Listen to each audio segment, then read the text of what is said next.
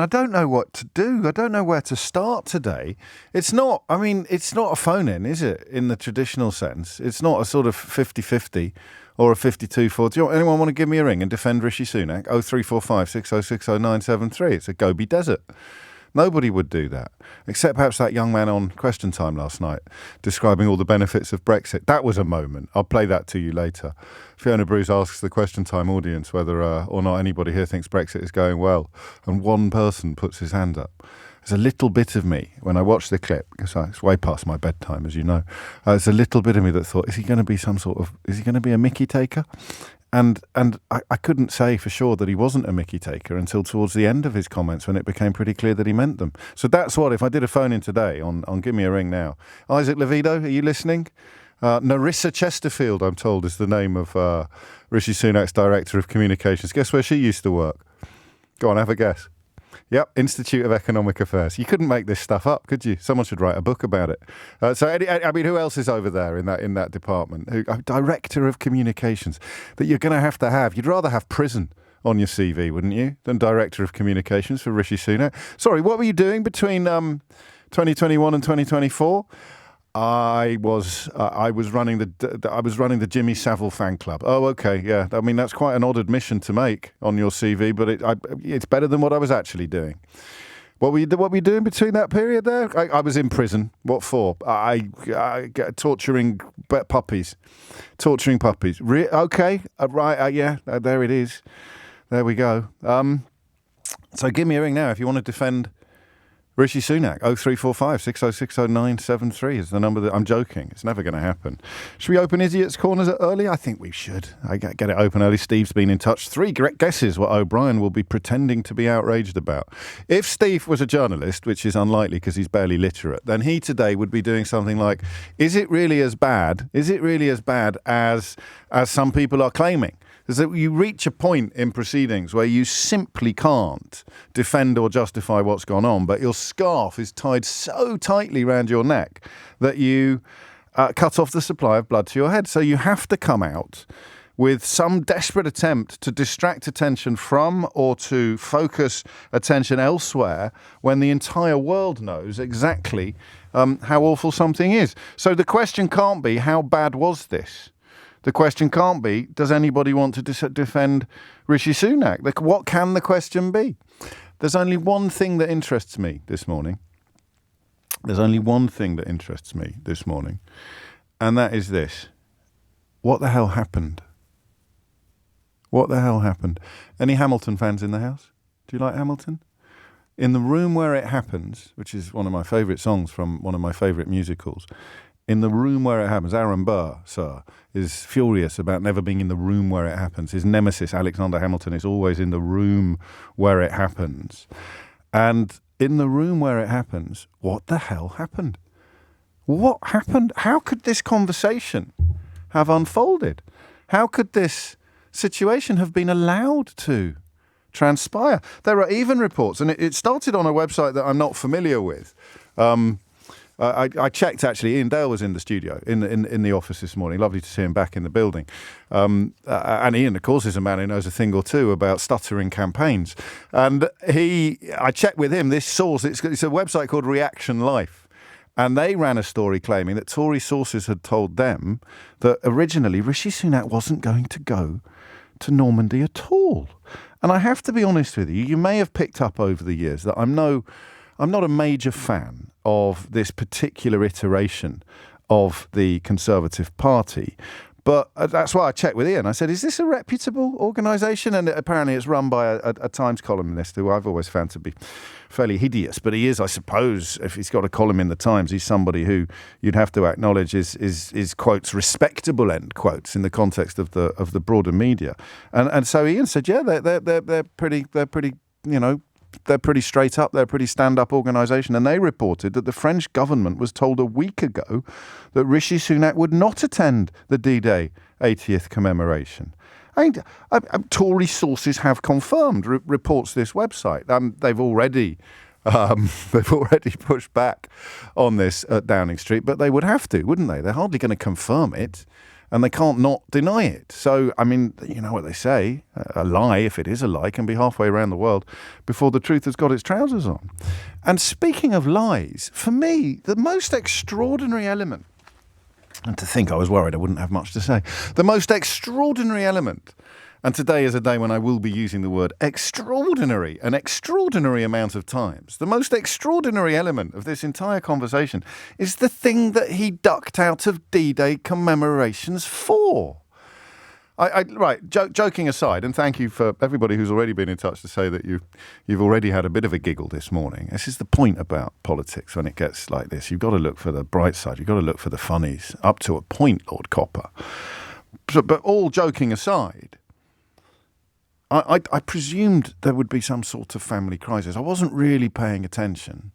But when I saw Cameron's pie face on my telly next to Joe Biden, Olaf Scholz and Emmanuel Macron, the Chancellor of Germany turned up and the UK Prime Minister didn't. Before I'd sort of logged on, as it were, I was at the Garden Centre, if you're interested. Again, yeah, I'm going through, you can tell how middle-aged I've become now. I spent half my life in the Garden Centre. Before I logged on properly, I saw that photograph. I presumed that something quite significant had happened. So either family crisis or national security. Because the circumstances in which the Prime Minister... I'm looking at the picture now, I still can't believe it. David Cameron, Emmanuel Macron, Olaf Scholz, Joe Biden. Two presidents and a chancellor, and then a foreign secretary, who really only has that gig because Rishi Sunak promoted him into the House of Lords as a reflection of the shallowness of the talent puddle from which he appoints his cabinet. And the detail, as it began to emerge, beggared belief, didn't it? I mean, it's an interview. I'm a big fan of Paul Brand, but I wouldn't come back from a D-Day ceremony to be interviewed by Paul Brand, and I'm just a gob on a stick. I'm not the Prime Minister. Big fan of Paul Brand on ITV. Looking forward to seeing the interview itself. But that's what they prioritised. That's the conversation they had in the room where it happens. What's happened? And then we're coming away early. We're coming away. What's happening tomorrow? Just run me through my itinerary, will you, Isaac? Or Narissa? Well, just talk me through my itinerary. Yeah, okay, so we're going to D-Day. We'll go to the British ceremony. And then we're coming home. We're coming... What about... Isn't there usually an international one? Didn't I see... I'm sure I saw Margaret Thatcher with other world leaders. The German Chancellor didn't used to go for reasons that I hope are fairly obvious.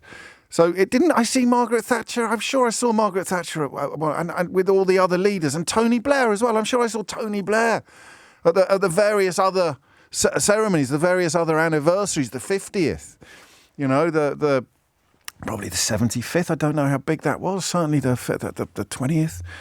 Isn't there a ceremony for all the international? Yeah, there is, but we're not going to that. Why? Well, we've got to get back to London to pre-record an interview with ITV that won't be broadcast for a week because we think it's really important that you double down on the lies that you told in the leaders' debate that have been shown to be lies by the Permanent Secretary to the Treasury and the Office of National Statistics, the former of whom actually told you that you shouldn't make the point that you made because it wasn't true. But here you are, flying back early from a D-Day commemoration to double down on the lie that you've already been busted for telling. Oh, and while we're at it, aren't you the bloke who says that young people should be doing national service? So how did this happen? How did this happen? What do you think? There's plenty of room on the switchboard today for you to just splutter disgustedly about what's gone on and how awful it is. But I'd like a little bit of context. I'd like to know why you particularly find this so obnoxious. For the record, I don't think... I'm not going to tie my scarf around my neck as tightly as old Steve there.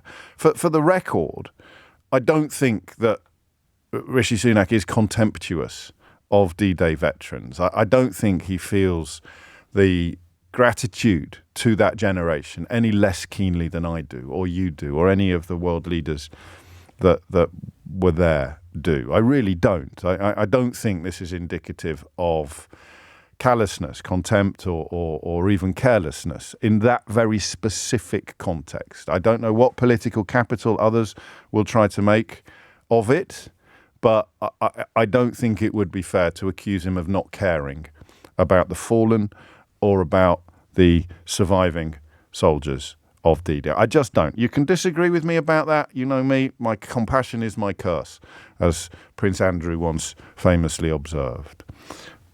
So the conversation in the room would not involve anybody saying, oh, it doesn't really matter, it's only D-Day. Would it? We don't. No one actually is going to reach for that today. No one's going to say they had a conversation about what was. But then you have to think, well, what did they have a conversation about? Because somebody somewhere decided that it was more important to come back to pre-record an interview with ITV in which you would double down on lies that have already been blown sky high by qualified experts and contributors to the actual story. And nobody said, I don't think we can do that, lads. This is the bit I can't get past. Even if your director of communications used to work at the Institute of Economic Affairs, there must be somebody in the building who would say, oh, come on. No, we can't come back early. Schulz is, the German Chancellor is going to be, the Germans are going to be there. I sound like Stan Boardman now. That's quite a niche reference for older listeners. The Germans are going to be there. But we're not. We could send Davy Cameron. Do you think Cameron had anything to do with it? Do you think Cameron's ego is so immense that he sort of went, oh, don't worry, I'm a former Prime Minister and I'm Foreign Secretary. I'm a bloody Lord, for goodness sake. Lord Cameron, look at me. Hey, I'll pop along. No, they'll be none the wiser. It's just as respectful. I'm a former Prime Minister. I'm David Cameron. I'm a Lord. And Sunak, who hasn't been doing this very long, when, oh, okay, well, I mean, if David Cameron thinks it's all right, then, I mean, otherwise that means David Cameron didn't say to Rishi Sunak, do you know what, mate, I really think you should postpone the pre-recorded interview with ITV and go to the ceremony. So even David Cameron, I don't know why I'm saying even David Cameron, the man's a balloon, but even David Cameron didn't say, you have to presume, because if he did, phone lines are open, Big D, 0345 6060 973.